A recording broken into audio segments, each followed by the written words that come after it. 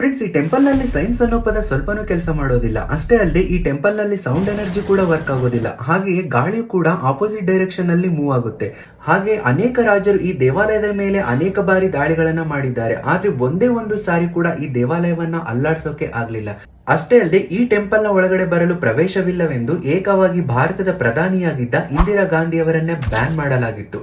ಒಂದು ಟೆಂಪಲ್ ಗೆ ಇಷ್ಟೊಂದು ಪವರ್ ನಿಜವಾಗಿಯೂ ಇರುತ್ತಾ ಎನ್ನುವ ಪ್ರಶ್ನೆಗೆ ಉತ್ತರ ಹೌದು ಅಂತಾನೆ ಹೇಳ್ಬೋದು. ಆ ಟೆಂಪಲ್ ಬೇರೆ ಯಾವುದೂ ಅಲ್ಲ, ನಮ್ಮ ಭಾರತ ದೇಶದಲ್ಲಿನ ಅತ್ಯಂತ ಪವಿತ್ರವಾದ ಸ್ಥಳಗಳಲ್ಲಿ ಒಂದಾದಂತಹ ಪುರಿಯ ಜಗನ್ನಾಥ ದೇವಾಲಯ.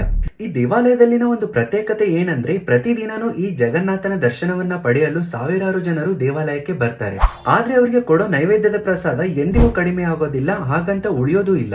ಎಷ್ಟು ಜನಕ್ಕೆ ಪ್ರಸಾದ ಸೇರ್ಬೇಕೋ ಅಷ್ಟು ಜನಕ್ಕೆ ಕರೆಕ್ಟ್ ಆಗಿ ಅಷ್ಟೇ ಪ್ರಮಾಣದಲ್ಲಿ ಸರಿ ಹೋಗುತ್ತೆ. ಹಾಗೆ ಈ ಪ್ರಸಾದನ ತಯಾರು ಮಾಡೋ ವಿಧಾನ ಕೂಡ ಪ್ರತ್ಯೇಕವಾಗಿದ್ದು, ತಯಾರಿಸೋ ವಿಧಾನದಲ್ಲಿ 7 ಮಡಿಕೆಗಳನ್ನ ಒಂದರ ಮೇಲೆ ಒಂದರಂತೆ ಇಟ್ಟು ಕೆಳಗಡೆ ಬೆಂಕಿಯನ್ನ ಉರಿಸಲಾಗುತ್ತೆ.